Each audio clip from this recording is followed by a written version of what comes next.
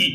وہاں جانے کا تو بندہ صرف قصد کر لے, جانے پہ جو عظمت ہے وہ الگ مقام ہے.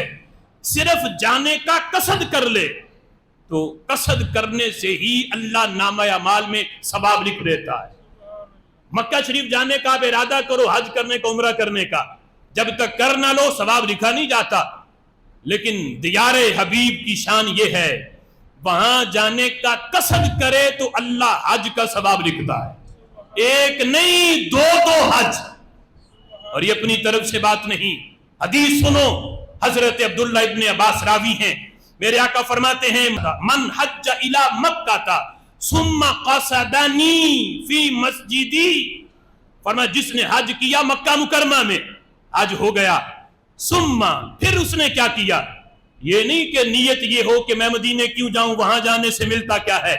فرمایا نہیں, حج کرنے کے بعد ثم قصدنی, پھر میرا قصد کیا میرے پاس آنے کا, کہ حج تو کر لیا, اب ان سے ملنے جاؤں جن کے صدقے اللہ نے کروایا ہے. حج تو کر لیا, قبول تو چونکہ مدینے میں ہوتا ہے, قبولیت کی مہر لگوانے جاؤں. ثم قصدنی, پھر میرا قصد کرے, فی مسجدی, میری مسجد میں. ملے گا کیا, ابھی صرف ارادہ کیا ہے, ابھی مکے میں, ابھی چلا نہیں, نکلا نہیں وہاں سے, پہلے ہی اس کے کھاتے میں لکھا کیا جائے گا. میرے آقا فرماتے ہیں کتب لہ حجتان مبرورتان, اللہ اس کے نام اعمال میں 2 مقبول حج کا ثواب درج فرما دیتا ہے. 2 مقبول حج کا ثواب. صرف حضور کی بارگاہ میں حاضری کی نیت کر لے بندہ تو نام اعمال میں 2 حج لکھے جاتے ہیں. مکے میں جو کیا اس کی قبولیت کی گارنٹی کوئی نہیں, لیکن یہاں حضور فرماتے ہیں گارنٹی میں دے رہا ہوں, قصد کرو تو صحیح, اللہ مقبول حج کا ثواب تمہارے کھاتے میں لکھ دیتا ہے.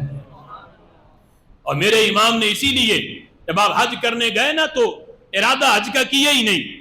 جو بھی پوچھتا فرماتے جا تو مدینے رہا ہوں, رستے میں کعبہ آیا تو حج بھی کر لوں گا, رستے میں مکہ آیا تو حج بھی کر لوں گا, ارادہ میرا حضور کی بارگاہ میں جانے کا ہے. کعبے کا نام تک نہ لیا, طیبہ ہی کہا, پوچھا اگر کسی نے یہ نہدت کدھر کی ہے, ان کے طفیل حج بھی خدا نے کرا دیے, اصل مراد حاضری اس پاک در کی ہے.